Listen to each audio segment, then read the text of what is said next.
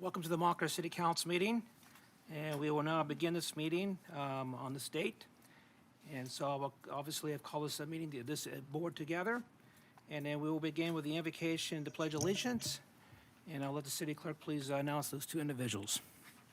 Tonight's invocation will be given by Reverend Maggie Burbank of Monte Vista Unitarian Universalist Congregation, and the pledge will be led by Councilmember Lopez. Thank you. Please stand.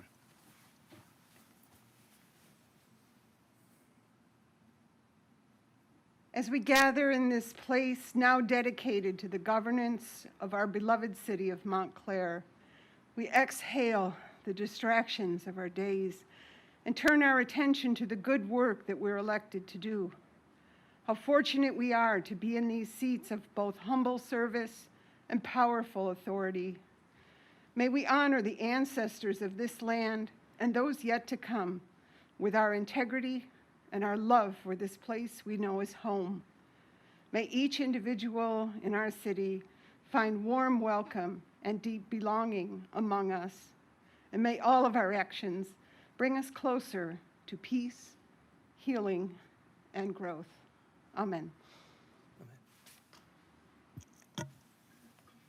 Please join me in saying the pledge to our flag of our great country.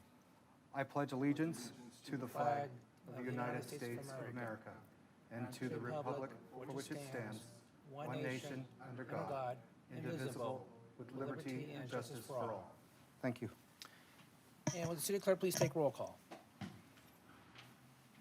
Councilmember Lopez. Here. Councilmember Martinez. Here. Councilmember Johnson. Here. Mayor Pro Tem Rue. Present. Mayor Dutray. Present. Thank you. Okay, the next item we have is presentation to proclaim June 2021 as Pride Month in the city of Montclair. And let me just start saying this, that I think we have a great city here in Montclair. We have a very diverse community, and that includes a population of different religions, races, ethnicities, nationalities, economic classes, genders, ages, and sexual orientation. And so tonight we're going to recognize one population in the city of Montclair and of our region, and that's to recognize our LGBT population.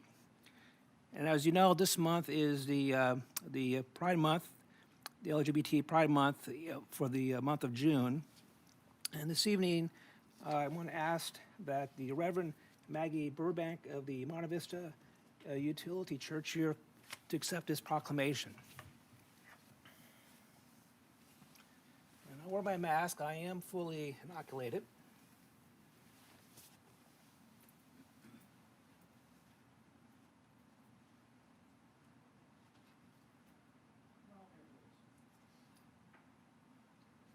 So, on behalf of the city of Montclair and myself, we appreciate that you're here to accept this proclamation.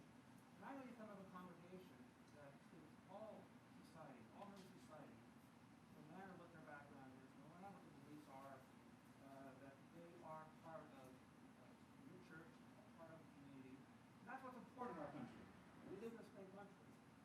I know in the last 1 year, we've had some grievances going on, social grievances in this country. And so it's really important that we want to maintain a strong country, a strong spirituality, strong families. It's important that we all respect each other. And one of the organizations, one of the communities is the LGBT community. So they're very much part of this city of Montclair, this region, and we much recognize and appreciate all the families, all the individuals, all the people who are LGBT. So thank you for coming here, and I appreciate you accepting the proclamation.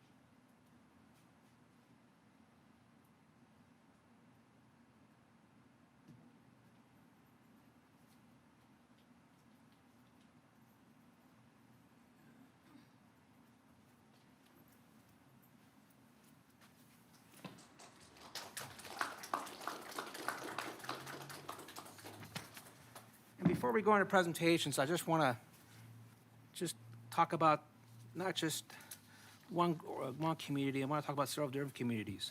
And now we know that we have several communities recognized for different months. And during the month of February, it's considered Black History. During the month of March, there's Women's History and Irish American Heritage. During the month of April is Arab American Heritage. During the month of May is Asian Pacific American Heritage, Haitian Heritage, Jewish American Heritage. Of course, there's also National Pet. Obviously, during the month of June is LGBT Pride. During the month of September is the National Hispanic Heritage. Actually, it starts on September 15th to October 15th. During the month of October is the Filipino American History, the Italian American Heritage, the Polish American, and also what we recognized last October, the LGBT history. And then during the month of November is Native American Indian and Alaska Native Heritage. And I think what's interesting, I just mentioned all these groups, is that many of them here in Montclair, and at one point in their history, or continue on, they also have been discriminated against. And as I stated earlier, discrimination in this country needs to stop, and we need to start recognizing and respecting each other. And I think when we can discriminate less and just enjoy everybody's culture and their beliefs, it'll make our country a lot better and makes our communities a lot better. Thank you. So with that, I'm going to now go to public comments. So do we have any members of the public that wish to speak? I did have several requests in advance to speak. I'm not sure if they're in here or on Zoom. So first, I'll just announce the names and see if they're present. So we have Ash Tandock. In the audience? Okay, Okay. you may approach the And podium. as members of the public know that when you speak, you have 5 minutes. And then once we're done with the audience speakers, we'll go to the speakers on Zoom and on the phone. Am I correct? Okay. Thank you. You have 5 minutes, please. You. Hello, my name is Ash Tandock, and I am an LGBTQ+ student leader at Chaffey College. The Montclair City Council invited me to accept the proclamation declaring June 2021 as Pride Month for the city of Montclair. However, I could not in good faith accept this proclamation. After doing research, I have learned that Councilmember Benjamin Lopez, elected in November of last year, has had a history of anti-LGBTQ+ rhetoric, speaking out against LGBTQ+ laws/bills that aim to help and improve LGBTQ+ lives, such as AB 1266, and was part of the anti-LGBTQ+ hate group Traditional Values Coalition as recently as 2015. Because Councilmember Lopez has not issued any definitive statements recanting his anti-LGBTQ+ rhetoric and actions, I could not accept this proclamation. I urge Councilmember Benjamin Lopez to first publicly issue a statement apologizing for his history of discriminatory anti-LGBTQ+ behavior and actions, and to take accountability for the damage his history has done. I also urge Benjamin Lopez to consider his position as a council member representing various populations, which fails to encompass the LGBTQ+ population because of this discriminatory behavior. I encourage the citizens of Montclair to show emphatic support for its LGBTQ+ population in Montclair, rather than a proclamation that is performative by claiming solidarity with the LGBTQ+ community while platforming a known anti-LGBTQ+ figure. Until this occurs, I cannot accept nor acknowledge the city's proclamation. Thank you. Next is Tuan Nguyen. And Tuan is where? Okay.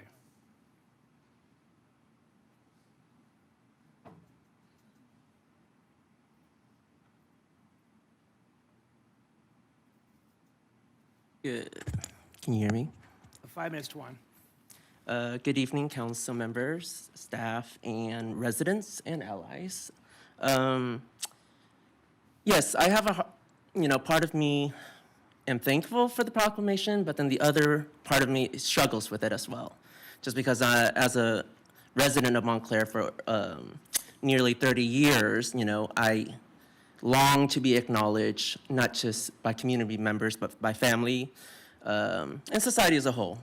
So for that, having the recognition is symbolically important. But then at the same time, to Ash's point, we have elected an anti-LGBTQ candidate with long history of advocacy against our community, and that's where my struggles stem from. So I do thank you for the symbolic gestures of the lighting and the proclamation, but like Ash said, we need to ensure that the support for LGBTQ residents needs to be more than just performative and symbolic gestures. I agree with the call for Mr. Lopez to issue a public apology for his more than a decade-long crusade against LGBT Californians such as myself, and I've written about it, I've talked about it, and still to today, no apologies. I also urge Mr. Lopez to resign from Montclair City Council immediately. I view his long anti-LGBTQ advocacy work, along with his racist, sexist, ageist, and ableist social media posts that he thinks no one sees, and his poor work ethic here at City Council that he thinks no one notices, to be highly problematic and harmful for the functioning and health of our city. I also urge Mayor Dutray and Councilmember Rue to make a public revocation of endorsement for your endorsement of Mr. Ben Lopez during the 2020 presidential and city election this last year, and to also issue an apology for having endorsed him. As posted on Mr. Lopez's website, Councilmember Rue was quoted saying, and this is quote, "I strongly support Ben Lopez for city council. Like me, Ben is a lifetime resident of Montclair who cares about our city residents of all ages and backgrounds." Likewise, Mayor Dutray was quoted saying, and I quote, "As mayor, I strongly support Ben Lopez to be our next city councilman. Ben is the right choice to help lead Montclair forward for all our residents." Mr. Lopez's lack of ownership, accountability, and apology for advocating harmful policies against the LGBTQ community does not reflect someone who Councilmember Rue described as caring about residents of all backgrounds, nor does it reflect someone who Mayor Dutray described as ready to lead Montclair for all residents.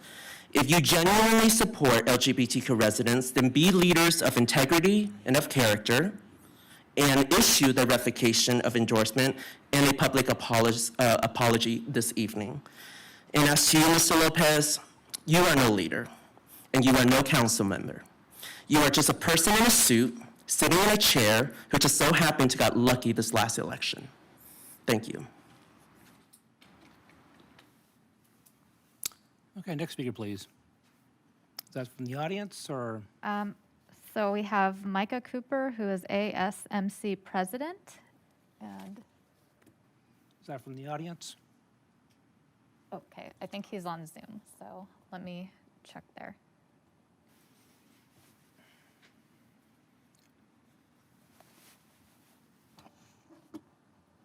Okay, here he is. Okay, so we found him, and he should be able to talk now.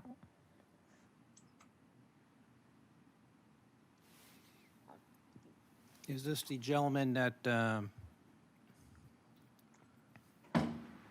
Hello, this is Micah Cooper. Oh, what? I can hear I you. use they, them pronouns as a non-binary person. I am the student president of the Associated Students of Merritt College. I am a student advisory member to the City of Oakland, and I am an incoming Peralta District trustee. I'm coming in solidarity with previous speakers, supporting the Lavender Coalition and commenting on Agenda Item 5, the proclamation of June 2021 as Pride Month in the city of Montclair. This is performative action due to the fact that Benjamin Lopez is a member of City Council. Benjamin Lopez has been historically known to be anti-LGBTQ+. He has made stereotypical statements about the LGBTQ+ community and spoke out against AB 1266, which affirmed equal opportunity and protections for transgender students. Thusly, I am urging City Council member Benjamin Lopez to publicly issue a statement apologizing for his history of discriminatory anti-LGBTQ+ behavior and actions, and to take accountability for the damage to this history has done to the LGBTQ plus community and LGBTQ plus Montclair residents. I also urge Council Member Benjamin Lopez to resign immediately in order for the city of Montclair to show true support for its LGBTQ plus population, as a Pride Month proclamation alone would not serve this purpose. I also stand in solidarity with previous asks for supporters of Ben Lopez and their previous elections to withdraw their previous supports and issue their own public apologies. Thank you for your time. Thank you. I received a written comment as well, and I could read that into the record. Go ahead. My name is Priya, and I am a queer identifying student commenting on the declaration of June 2021 as Pride Month in the city of Montclair. While I appreciate the council's desire to do this, this is a performative action due to the fact that Benjamin Lopez serves on the city council. Councilmember Lopez has publicly made stereotypical statements about the LGBTQ community and spoke out against AB 1266, which affirmed equal opportunity and protections for transgender students. Thus, I am urging Councilmember Lopez to publicly issue a statement apologizing for his history of anti-LGBTQ plus rhetoric and to take accountability for the damage this history has done to the LGBTQ community and LGBTQ Montclair residents by resigning immediately. If the City Council wants to show true solidarity with the LGBTQ plus community, it must go beyond a Pride Month proclamation and sever ties with Councilmember Lopez. Thank you for your time. And that's the end of that comment. And then we have two more speaker cards. One is Jordan Rinker.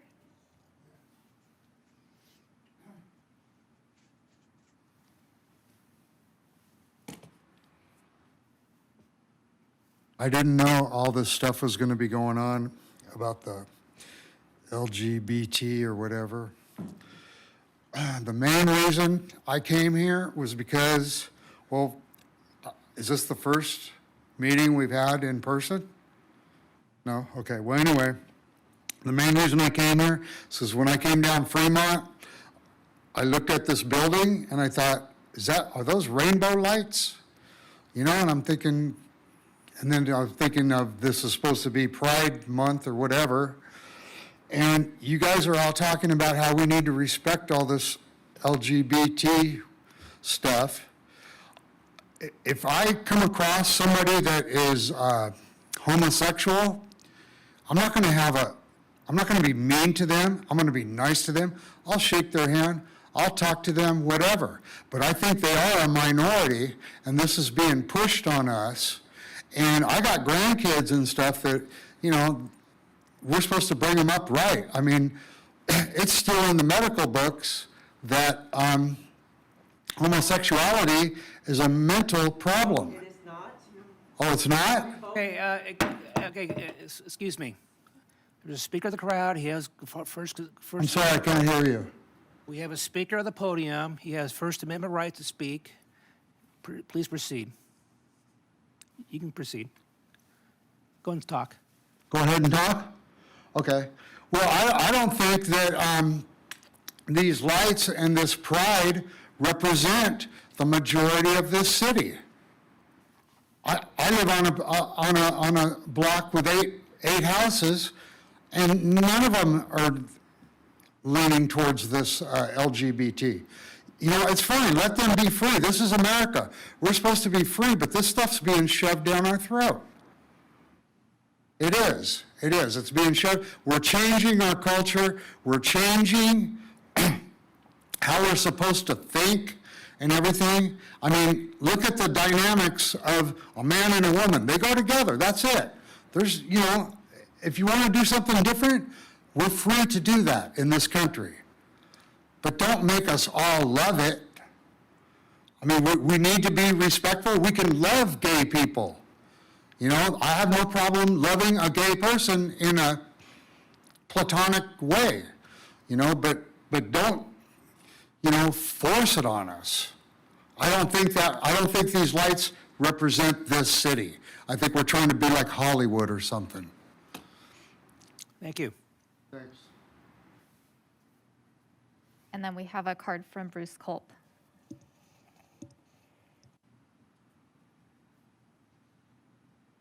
Hello. It's good to be back on the podium again after a Back. long reef. First thing I wanted to say was welcome back to my good friend, Mr. Starr. I've been thinking a lot about you, and it was good to see you. It was kind of a surprise to see you tonight. I wasn't sure, but just know you've been in my thoughts, and I'm glad you're back. Going good, so. And congratulations to our city clerk, Miss Merrick, on her changes. And second thing I want to talk about is that electric bus out there. I was just excited to see that the bus, City of Montclair supports the electric bus item out there. I take the bus quite regular, or used to when I worked. I had living in Paseos, which was a part of the transit district. I took it upon myself to start figuring out how to get to work and back on a bus, and so I started on the Foothill Transit, line 492. Takes you all the way down, all the way actually out to Almonte, although my stop's in San Dimas. And so I'm a big fan of the public transit. I'm glad to see that they're going electric. Saw the USB ports that'll really help a lot of the students who need to plug in on their way to school and all that. The only sad thing to see is I saw, I was looking at the city, the Omnitrans map and saw that all these different council areas of the different cities had bus stops, at least one or two right in front of them. And City of Montclair has a bus out there, but no bus stop. We need to get some bus stops that stop here at the Alma Hoffman Park. I think the closest one's on Central. So we got to, if you're on the board of the Omnitrans, you need to get a couple stops around the area here so they can stop at the post office and stuff. I saw an empty bench out there with no sign that said Route 85 or Route 88, so that would be nice.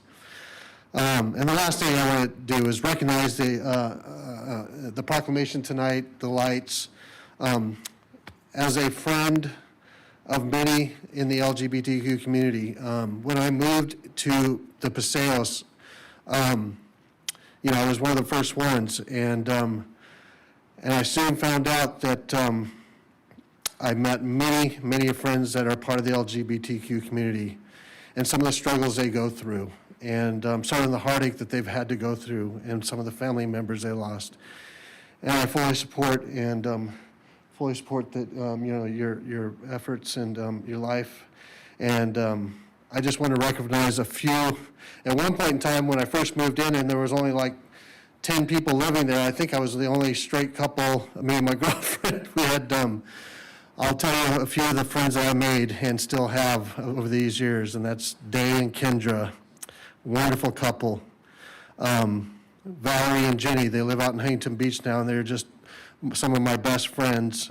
John and Andrew we're going to be saying goodbye to them in Phoenix, Arizona. They're moving to Phoenix, Arizona again. Been spending many time, had many parties, gone to Alibi 100 times, gone to Hamburger Mary's with those guys a million times.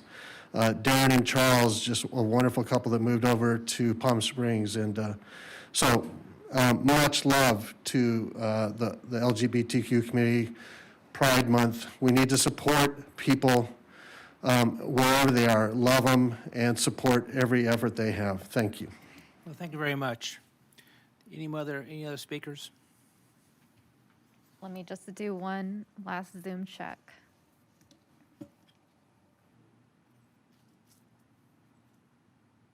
So I don't see anyone raising their hands, so that's it. Do you have somebody else that was hearing Yes, impaired? they already spoke. That was the Zoom Okay, speaker. thank you. And I just want to comment, this proclamation should not be controversial. The comments made,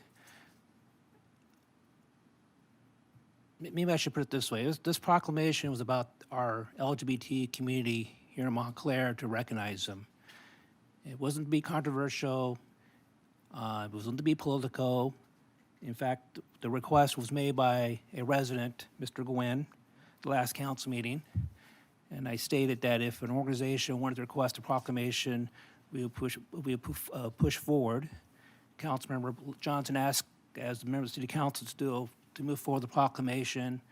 We thought will be honored if we can recognize an LGBT community, a group, which we attempted to do. Unfortunately, it didn't work out well. But I do appreciate you being here this evening to accept this. And we are all humans. Yes, we have different beliefs. And as myself, I think it's important that we recognize and respect all people, no matter what their beliefs are, what their sexual orientation is, what their races are, what their culture is, what their religion is. And so I was hoping that we can focus on that this evening and less so on the other issue. Maybe another day is appropriate for that, but not tonight. So that's kind of disappointing. But thank you very much.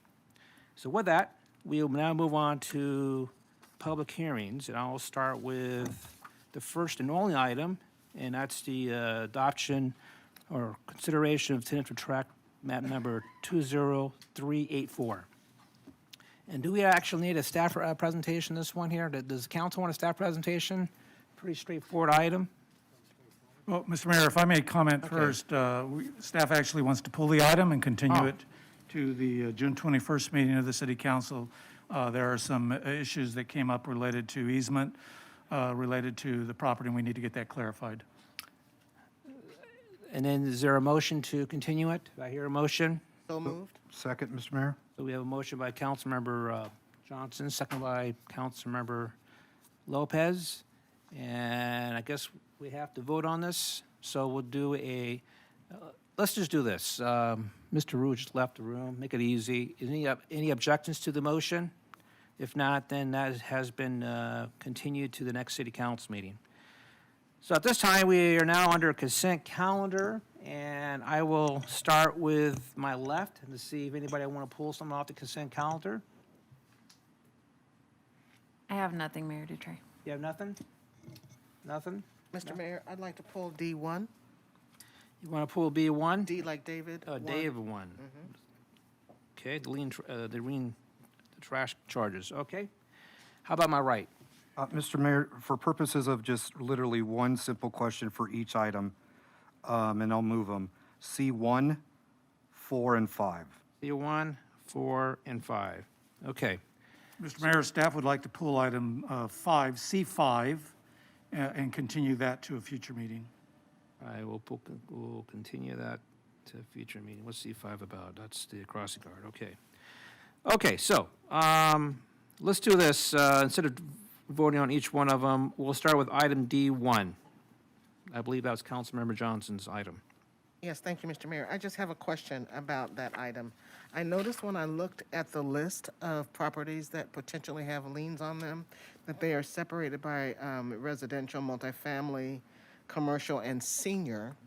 My question is, particularly for the senior ones, and there seem to be quite a few, are there any programs that are available to assist those seniors in particular, and the rest of the list in general, but I'm really concerned about the seniors?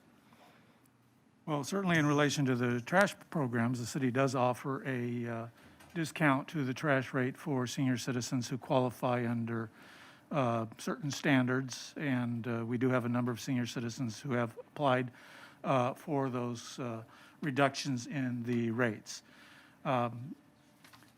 As far as providing relief in relation to what they owe, in many instances, this is just a way that many people choose to make their payment. They want to delay and have it accumulate, and then oftentimes even have it go to their property tax bill. This has actually become a preferred way for a number of citizens. So you'll often find that the residents on the list are repeat, and that we go through this cycle on a regular basis with them. I will say that the list that you have before you right now is actually a smaller list than what we've presented in the past, even though It has been quite a while since we have brought this item before the city council because of the pandemic, and we have certainly not passed on any costs as it relates to penalties, and that continues to right now. But it does appear, as far as we can gauge from other cities, they are moving back and moving forward with their lien programs.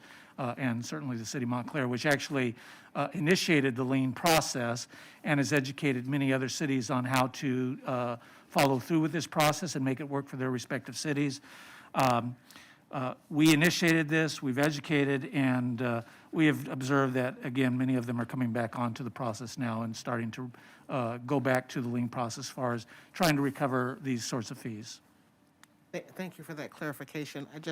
I have one more question, and I think I know the answer, but I want to be absolutely certain. So these liens mean, like, if they stick, if these liens mean that when someone sells their home, then part of the proceeds go to pay these liens, correct? No one's being put out of their house. Am I correct? Well, yes, but actually, the way the process typically does work is that it goes to their property tax bill on an annual basis. So most people will pay the lien at the time that they pay their property taxes. If they happen to sell the house before their annual property tax bill comes due, then yes, that lien would have to be paid as part of the sale process. Thank you, City Manager Starr. That's clear. Mr. Mayor, real quickly, may I follow up? Go ahead. With these notations here as to the account type, we're talking the property owner, not the renter, correct, in cases of renting? Yes, that is correct. Okay, thank you. Okay. So now we'll go on to the next C1. So since the next three are yours, go for it. We could actually do these together because, well, with the exception of item C5, we'll move to continue that per the city manager's request. C1 and C4, we're both contracting out services to a private company. My concern is what background check and vetting process does the company ensure in vetting these individuals that are then employees for a period of time here in the city? Well, in case of C4, the contract with Service Master 360 for custodial services is a continuation of a contract. So that is not a new contract. It's one that we've been involved with this company for a number of years now. They have a solid reputation, Service Master does, as far as providing custodial-related services. So as far as vetting them, I don't think that we went through a formal process of vetting the business deeply. It was initially a bid process, and typically under California law, as it relates to these types of services, you accept the least costly bid, and that is the process that we simply follow. And that was certainly the case in number 4. As it relates to number 1, this is in relation to hiring Apple One for employment services. They are an agency that simply hires and places individuals with agencies. Typically, what we do is use them oftentimes to fill vacancies in the organization where a recruitment doesn't necessarily fit our ability to move forward at that particular time, so they provide a temporary solution for the city. They have their own vetting processes that they go through when they look at individuals that they hire to fill our positions. Of course, we have an opportunity to look at the individual as well, but the liability, if there is a liability, is typically shared between both the city and the agency because we ultimately do hire the individual, so there is liability on the part of the city as it relates to those individuals working for the city, but there is also liability on the part of Apple One in this particular case because they've hired the person, and then we are, the individual is effectively on loan to the agency. We simply reimburse Apple One. If in this particular case, in the terms of the agreement, if we find that we particularly like the work ethic of the individual that we hired, then our agreement allows us to bring that person on board with the city. And at that point in time, we would go through additional vetting process because we are bringing the person on board as a regular staff member. But we do typically rely on the vetting processes of the agencies that we hire to identify potential talent for the city of Montclair with a cursory vetting process that we follow through with. Thank you, sir. Okay. So at this time, let's have a motion for the consent calendar with the exception of item C5, which has been I'll pulled. make a motion for this consent calendar as amended. Is there a second? Second. Okay, moved by Mayor Pro Tem Rue, second by Mr. Lopez. And let's do roll call vote. Oh, electronic vote, excuse me. Oh, electronic? Electronic vote. Okay.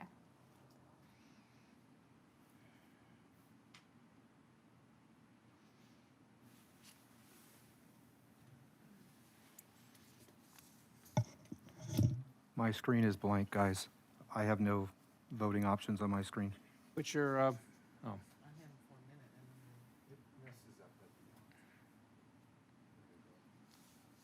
Thank you, sir. everybody voted?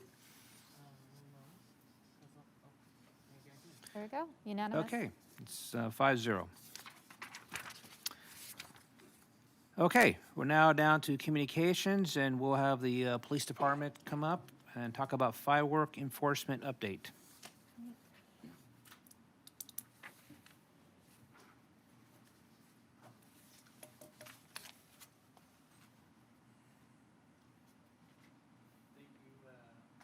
Can you hear me right?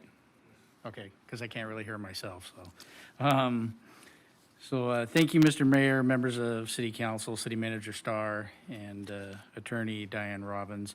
I'm just here to talk to you tonight about the fireworks incidents that are occurring and the educational efforts as well as the enforcement efforts that will be occurring in the city. Tonight I put some items up on, yep, there you go. Not both of those, with the help of Mikey and City Yards, who are working on that particular item right there, which is a banner for the city, a 5x10 banner, and Mikey, correct me if I'm wrong. 5x10 banner for city facilities, but as well as some yard signs similar to campaign signs, if I'm correct. So we'll be placing those throughout the city, not only at the city facilities, but also in areas throughout the community that are very popular and frequented for illegal fireworks activities. But in addition to that, I just want to step back and talk a little bit about what's gone on over the last few years. If you look at the one package that starts with the letter that hopefully most of you have already seen and has been sent out to the community and the sewer and trash bills, and that would be this one right here.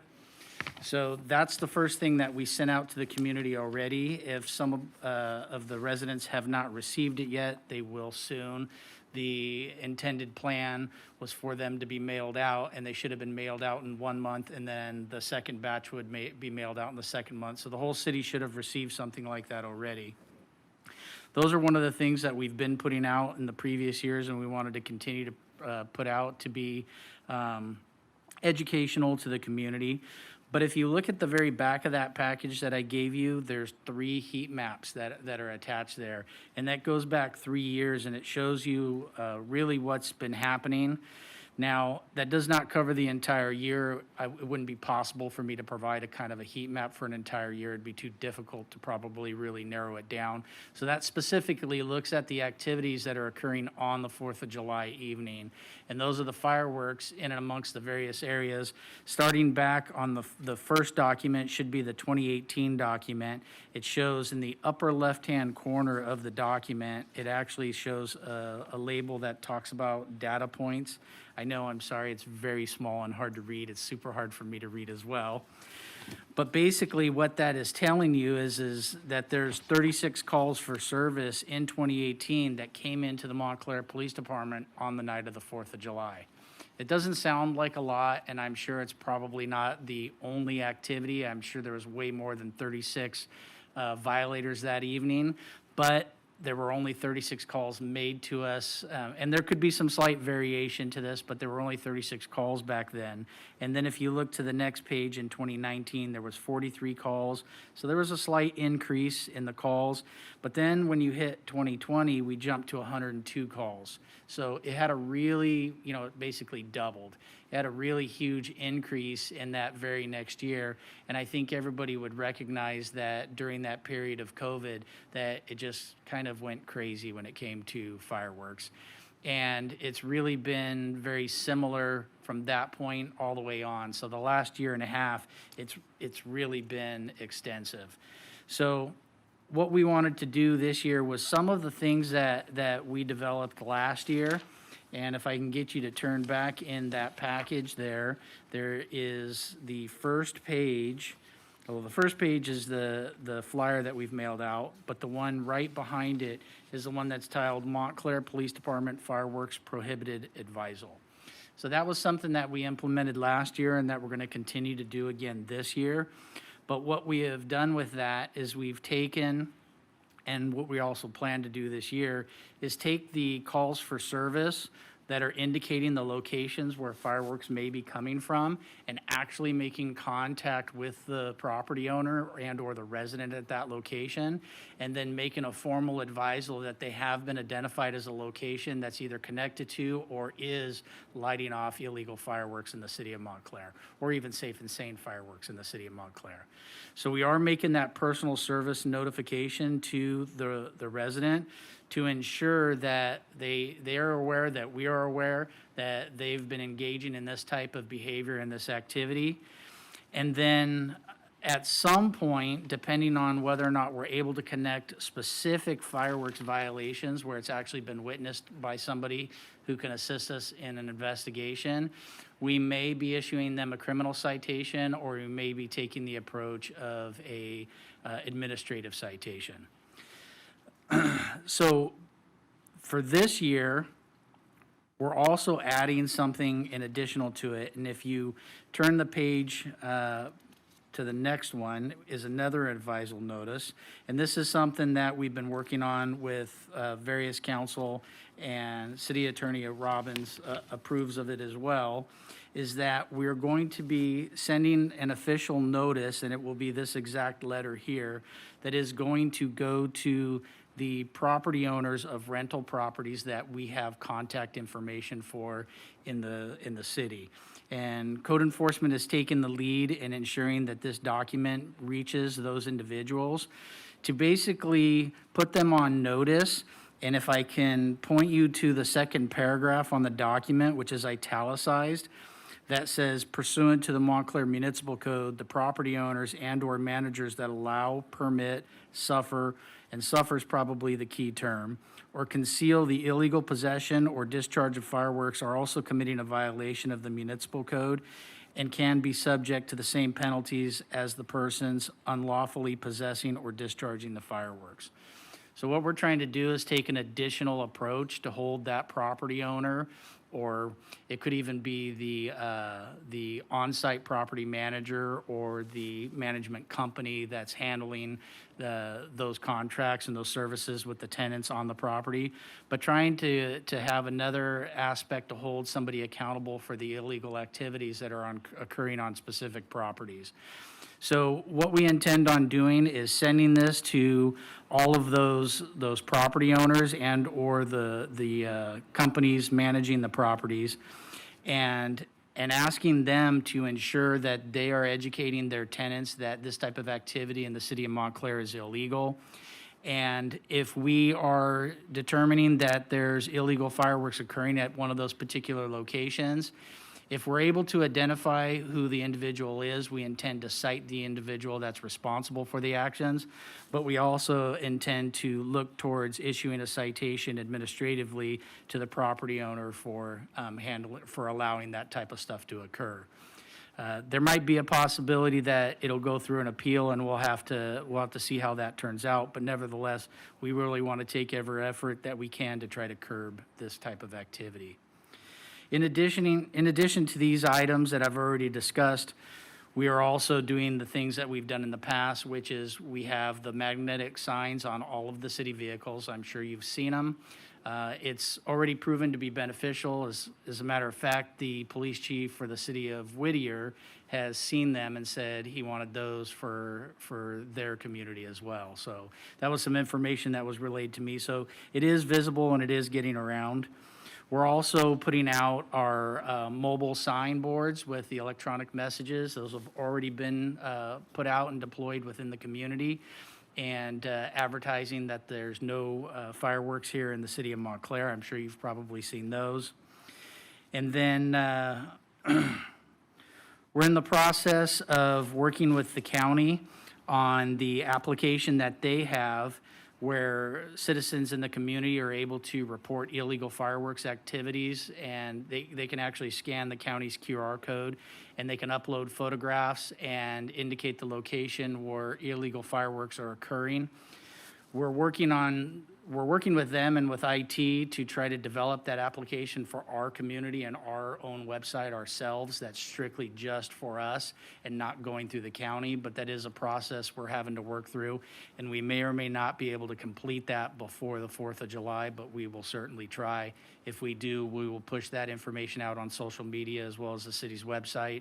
That way, the residents in the community can upload that information directly to us, and we won't have as much of a delay as it goes through the county. But nevertheless, either way, we will partner with the county to obtain that same information as we did last year if we're not able to develop that website in time. And then beginning July 25th, Code enforcement is going to start assisting the police department with enforcement of fireworks activity. They're going to be modifying their schedule and helping us address those issues with illegal fireworks. But we will continue to monitor that type of activity just in case we need to address those types of issues a little bit sooner. But right now, the tentative plan is to begin those efforts right around June 25th. That's basically the weekend before the 4th of July, so it's a pretty good length of time that we'll be out there doing that. And then on the night of the 4th of July, we will be out with more officers on deployment. We will also have code enforcement working with us that evening, and also the fire department and the battalion chief out on patrol when they're not handling calls for service, helping to locate, identify, educate the public, and help us as well with the enforcement efforts that we'll be undertaking that particular evening. And in addition to that, I'm not going to get into too much details, but we're also in the process of developing intelligence and conducting criminal investigations related to the unlawful possession and sales of illegal fireworks. And last year, I talked about that a little bit. We were successful, although I would love it to be a greater success where we captured and located a person involving the illegal fireworks that ultimately occurred in a large explosion over in Ontario. It would be wonderful if we could capture something like that. I think we'd all feel really good if we could do that. But last year, we were able to get 100 pounds of illegal fireworks ourselves. And we've already been collecting illegal fireworks. We've actually collected enough so far that have filled our 55-gallon drum container that we have stored in the back lot for safety purposes, which is where we put those items. And the Ontario Bomb Squad has already come out and collected those to dispose of them properly. Last year, we had good luck in that 100-pound seizure, and fortunately, we didn't get onto it quick enough, but the city of San Bernardino was working in a illegal sales case in their city, which ultimately led them coming to our community and seizing 300 pounds of illegal fireworks last year. So we have high hopes that we'll be able to capture some of those illegal sales before the 4th of July, which will hopefully curb some of the illegal activity that's going on in the community. But I think we have a lot of angles that we are trying to approach. We've done a very good job in the years past. The officers going out there and code enforcement and the fire department have done a yeoman's job at really trying to reduce and mitigate as much as of that firework activity as we possibly can. But I think we all understand that it is the 4th of July, and no matter how much effort we put out there, we are still going to have that firework activity, but we will do the very best that we can with that. So if you have, any of you have any questions, I'll do my very best to answer those. Okay, Councilmember Johnson. Thank you, Mr. Mayor. Well, first, Chief Abels, I want to commend you for the work that you have done. It's very comprehensive, and I'm particularly impressed by the letters that will go to the residents that you know are doing it, or to the owners of that property. It looks like you have touched every angle that you could touch. Having said that, I do have one question. The signs that I think it's this one, that's like a yard-like sign. Yes. Are those signs available to residents? And I'm asking that question because just a few days ago, I heard some firework activity outside my house, and I was like, gee, that sounded awfully close. And about 5 or 10 minutes later, I was pulling out of the driveway, and my neighbors were all congregated in their driveway, and I had to stop at the end of the driveway because right where my driveway ends, there's all this ashes and stuff. And I just stopped and I just looked at it, and then I looked at them, and I didn't say anything. I just looked at them, and all I was doing was moving the car from one place to the other.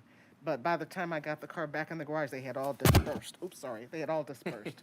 So I can't prove that they did it, but it Right. seems awfully odd. So I really would like to have one of these signs in my yard. is I'm where going I to was defer going. that to Mikey because he was handling those signs. Okay, I'd love that, Mikey. Yeah, Thank you. Councilmember Johnson, as part of all the work that the chief is doing an excellent job with, coordinating with the police department as well as the fire department, admin staff has developed a banner campaign that will be promoting, letting the residents know that all fireworks are illegal in the city of Montclair.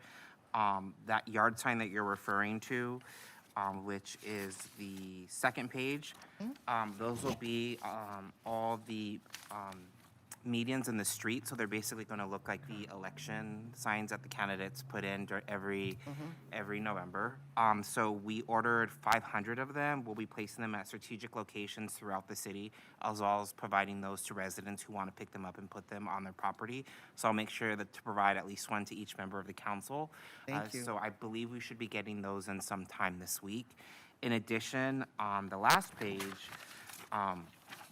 we are having banners made, so there'll be 5 by 10 banners that will be placed at all city facilities, so at the police station, Fire Station 1, Fire Station 2, as well as City Hall campus, also letting residents know that fireworks are illegal. So it'll look similar to the banner that we have out right now congratulating the 2021 graduates. And also, we are working with our partners at Montclair Place, so on the first page, to have the digital pylon sign, which will be flashing and have let all individuals know that fireworks are legal in the city of Montclair. And we will also be promoting the message as well on all of our social media platforms, so on Facebook, Instagram, Twitter, also letting the residents know that fireworks are illegal and providing that number for them to report. Thank you. And I think they know they're illegal, but I like reminding them that it could cost them $1,000. Yes. It could cost them $1,000, that part. Thank you, and thank you, Chief Abel. You're welcome. I like the pylon signs and the banners, but I noticed we're using this new city seal on it, and we don't have the M logo, and I prefer to use the M logo for 2 reasons. One, you can see the M. The city seal, you can't see it from a distance. I think this would be better on documents, as opposed to put on banners from a distance, but you can't see it. And the second reason why, people recognize the M, and I know it's a city logo, city banner. City prohibits the city of Montclair from, prohibits fireworks in the city of Montclair. So I think we need to stick with our M, and not just this, but I'm seeing that in other stuff where we're replacing the M with the logo, and I think the M is appropriate for most things, and the logo is more appropriate for documents or something that you can easily read. So, Mr. Lopez. Mr. Mayor, if I may, real quick, in this particular case, because we are indicating that there is a fine associated with this, we wanted to make certain that it was clear to the residents that this was being enforced by the city of Montclair. So in this particular instance, the seal appeared to us to be the more appropriate logo in this particular application. But we certainly understand your point. We'll You take can't that. see that. You can't. I mean, the logo here on this building here. There's the city, new city seal. I mean, for the high school graduation, Right. you can't see it. I mean, you know, the M you'll see, but you can't see this one. So, yeah. So, Mr. Lopez. Chief Avels, thank you for your time and effort that you put into your presentation. I know that the presentation comes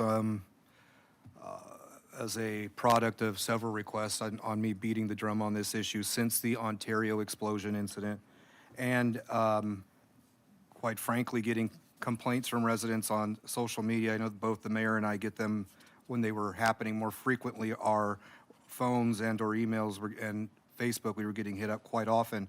I know why. I hear them all the time because blue dots are literally on my street, and they're surrounding me for the past 3 years, and they're increasing.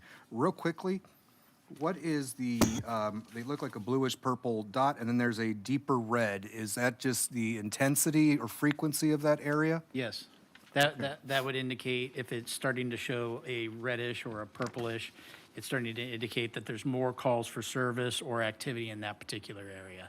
Now, I can't specifically tell you on this map how many there are actually in that area. There is a breakdown when you're going through this process where you can see some of that stuff. But depending on the amount of activity or amount of calls in that particular area, it might be harder because they start to overlay each other. It's really more representative to look at the heat map to really see, where they're actually occurring.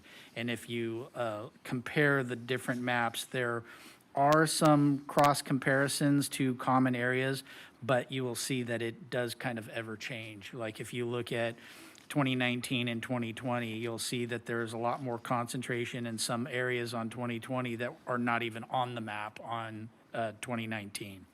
So, and I'm sure we can always make the assumption, I know it's a joke on Facebook, that people are spending their stimulus money on fireworks. At least that's the joke made, and there might be some truth to it, who knows.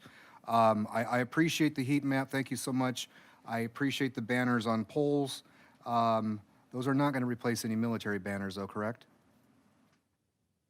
Councilmember Lopez, the banners will be placed on the city facility, so Okay. it won't replace anything in terms of the military banners. And then the signs that are being placed on the medium are actually the yard signs that just get stuck in the ground. Okay.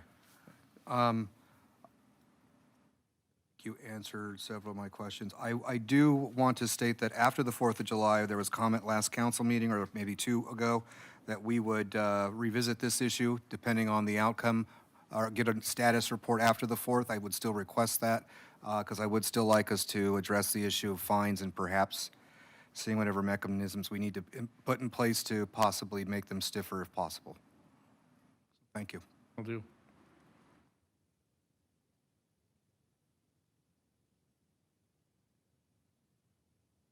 Here we go. This is a well-done document. It shows a lot of research into the last several years and what has been happening. I think part of our current situation, hopefully it won't be current, but at least what happened last year, is due in part to the fact that a lot of people are home right now. Nobody's taking a vacation, nobody's leaving. So I think that, to me, accounts for some of the up spike in activity. But this is a very well-done document, and I think it reflects well on the police department and your efforts. Thank you. Thank you. I echo what the council members are saying. I appreciate the staff putting it all together and really get the message out. I think marketing will help a lot, and hopefully it puts peer pressure on others from their parents or friends or brothers and sisters not to do this, especially here in Montclair. And I'm gonna, hopefully I don't jinx myself, I'm knocking on wood, but so far, it's, this year, I haven't heard that many fireworks in my area compared to last year. Last year started very early. About this time, I think last year we were having fireworks constantly. And so far this year, knock on wood, I'm hoping that last year was because people were at home and there was nothing to do. And of course, they had some money to spend, stimulus money or whatever money, and they decided to enjoy their pandemic by being home, by blowing out fireworks. So hopefully this year they're gone, they're someplace else, or having fun someplace else, and not thinking about fireworks. So, thank you for the presentation. All right, thank you. So, the next person will be the city attorney. Yes, thank you, Mr. Mayor. There's 3 items listed in the agenda. Actually, I'm pulling number 2, but I'm asking the council to meet in closed session on the first one to discuss pending litigation involving Montclair versus Southern California Edison. And then the other item is to meet in closed session with Ed Starr, our designated labor negotiator, regarding labor negotiations. So other than those 2 items, I have nothing else this evening. Thank you. City manager. Mr. Mayor, members of council, I just want to thank Human Services Director Marcia Richter and Senior Management Analyst Mikey Fuentes for stepping in. Ms. Richter served obviously as acting city manager during my absence, and Mr. Fuentes provided technical support to her during that period of time. And my understanding is that they both did an excellent job, and I had no doubt, of course, that they would, and I thank them very much for their service. Well, we welcome you back, and I know you're still in recovery stages, but it's great to see your face here at City Hall more often. I think you started last week coming in, and you'll be not quite yet at 60 hours a week or 70 hours a week, but I think you're working on that. This evening, I want to adjourn this meeting in the memory of Sergeant Dominic Vaca. He was the deputy sheriff for the county of San Bernardino. Unfortunately died on Memorial Day.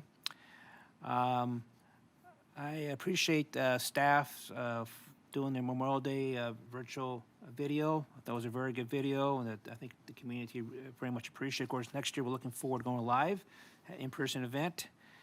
And I understand too, staff is looking at possibility having in-person event this summer for the National Night Out Day, and also maybe some outdoor movies in the park. So we'll see if staff can pull that off. I know there's right now one of the issues is staffing, since we're low on employees right now in human services.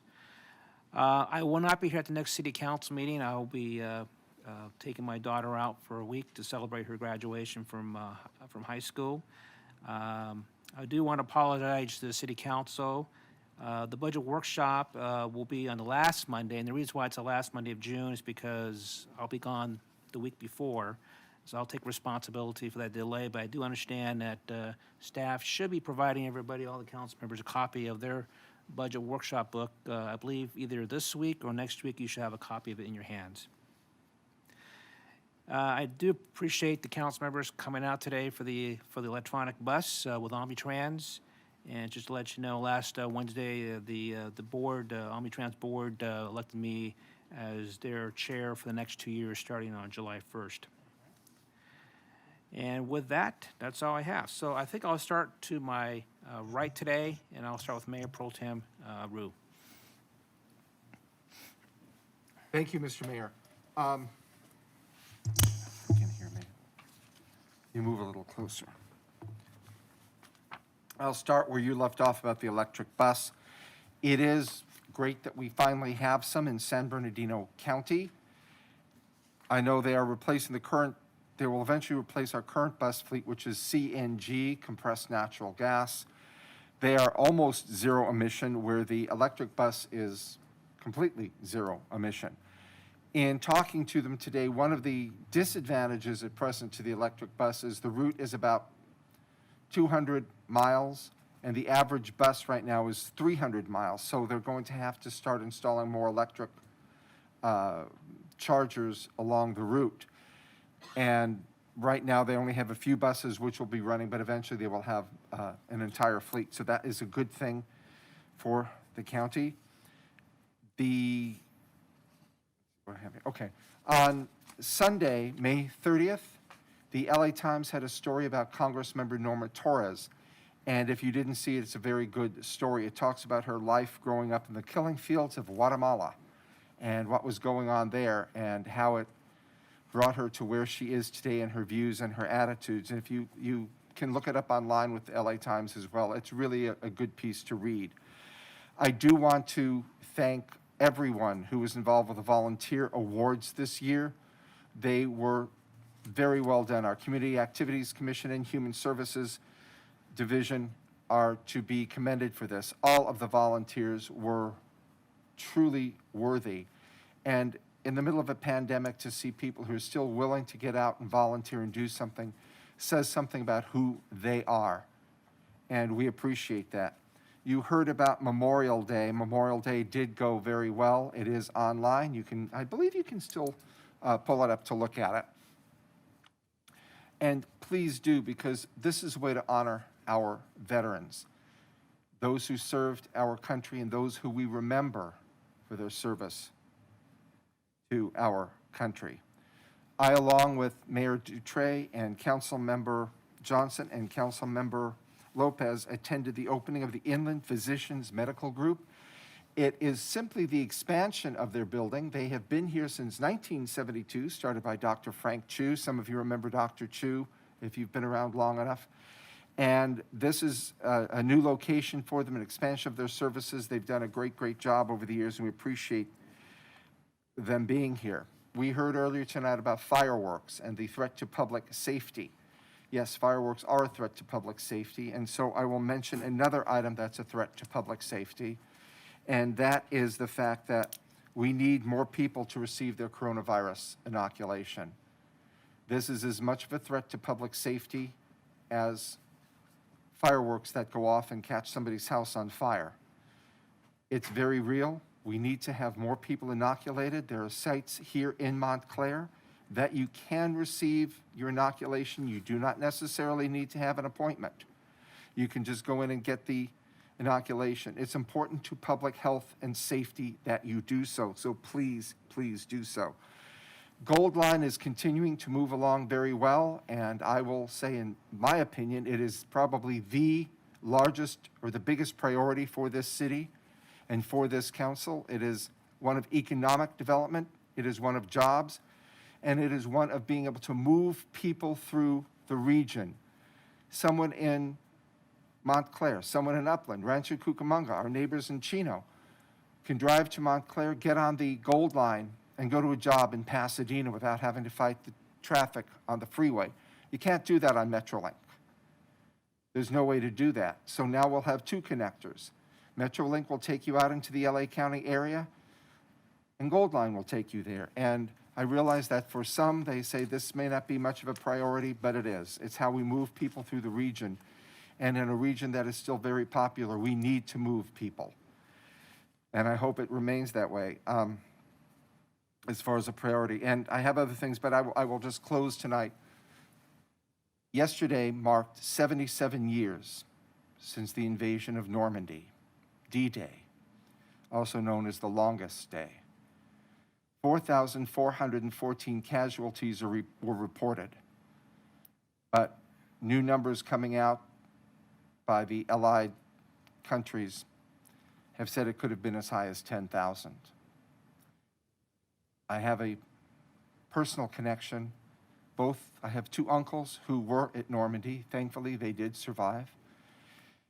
I know from other people who were there, they said that day the sea was red with blood. The average age of one of the soldiers at Normandy was 21 years old. These were very young men. They didn't know anybody on the European mainland, but they went ahead and helped defend democracy, the right of people for free elections, and helped claw Europe away from the hands of tyranny. Let us never forget June 6, 1944. Let us never forget the sacrifice that was made. And if any of you are ever in a position to be in the city of New Orleans, I would encourage you to see the World War II Museum. It used to be known as the D-Day Museum. I go back when it was the D-Day Museum. They have landing craft, they have soldiers' stories, they have just so many different things from that era and what happened. Let us, as I said earlier, let us not forget that day. These young men sacrificed to free the world. And it's very fitting that we just had our Memorial Day where we remembered those sacrifices. So let us on June 6th, let us today remember how they gave their all to simply free the world. And if you were to ask them what race they were, they'd say the human race. Thank you.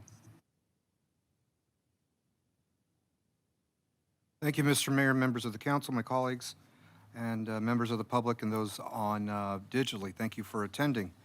On May 19th, Mayor Dutre, Mayor Pro Tem Rue, and I attended the 2020 Volunteer of the Year Award, which was held this year. Because of COVID, it was postponed. And I'd like to acknowledge Tammy Schmidt for winning Volunteer of the Year, who serves at Our Lady of Lourdes School and does a lot of good work there. When I presented one of the certificates to her, I thanked her, and she said, "No, don't thank me. It's an honor and a privilege." So it's pretty humbling of her to have, for her to say that and to hear of her spirit. So thank you to that. And in addition to that, I believe there were 14 other folks that were nominated and received awards from Aging Next, Family Foothill Shelter, Montclair Meals on Wheels, our senior center, a couple of our elementary schools, actually 4 of our elementary schools and middle school, Women's Club of Montclair. So there was a great representation of various groups within the city. I did confirm with staff Real quickly regarding Senate Bill 9 and Senate Bill 10.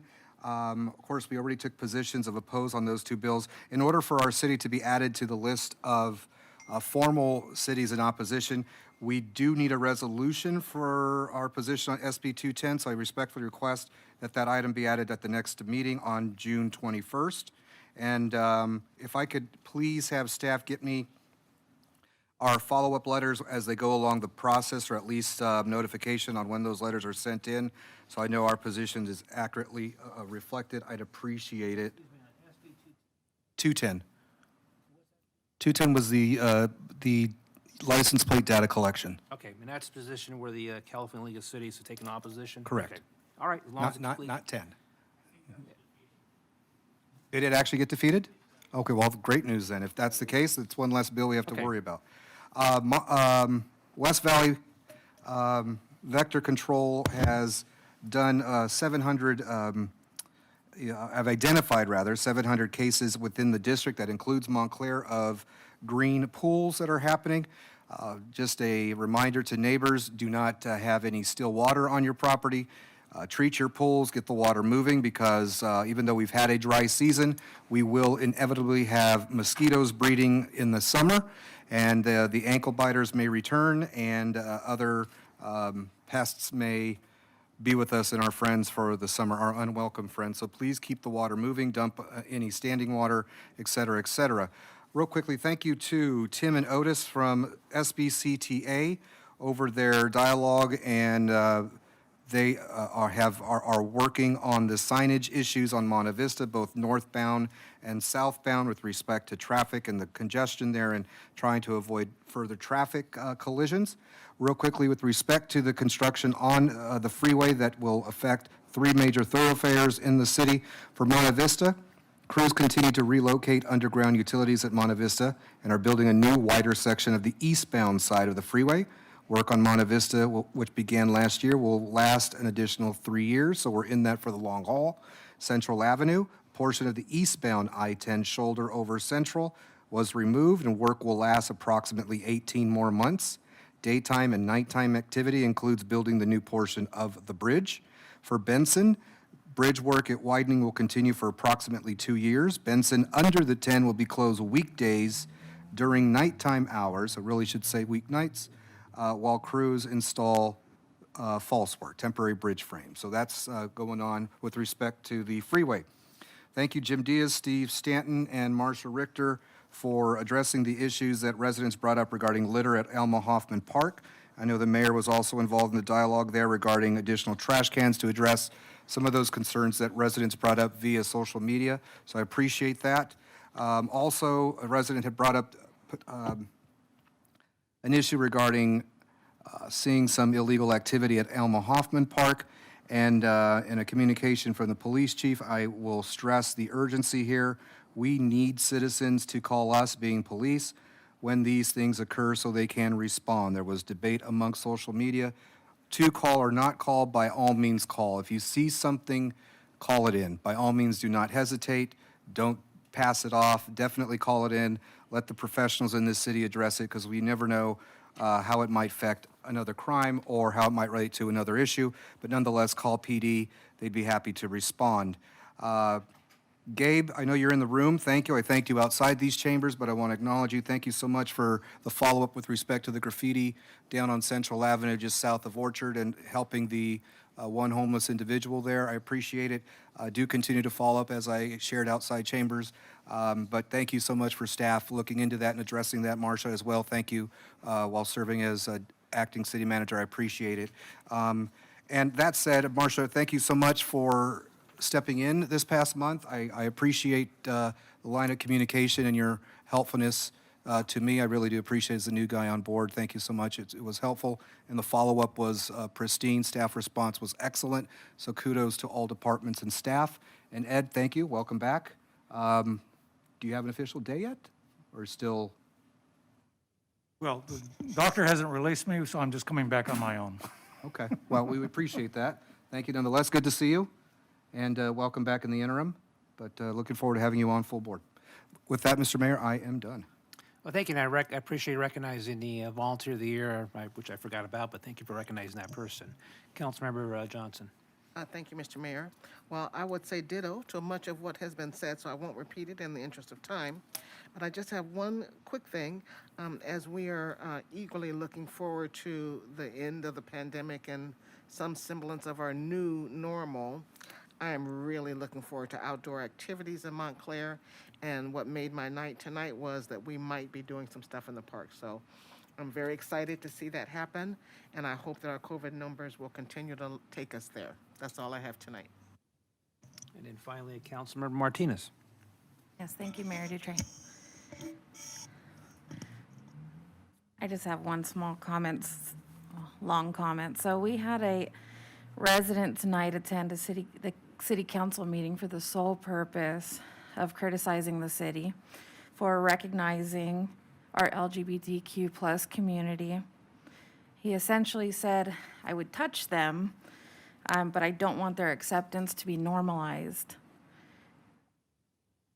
Residents of the LGBTQ plus community often are othered, which is so harmful to their mental health and their well-being.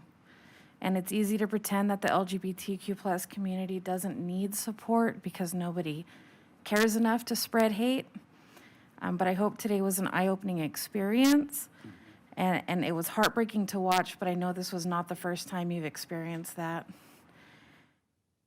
So I would like to thank very sincerely all the speakers today who came out and who have continued to advocate for the residents of our community. Okay, thank you. At this time, we will go down to committee meeting minutes. And we have 3 minutes from the Real Estate Committee, the Public Works Committee, and the Personnel Committee. And then, of course, the next time here, we have closed session. So we will now go into closed session.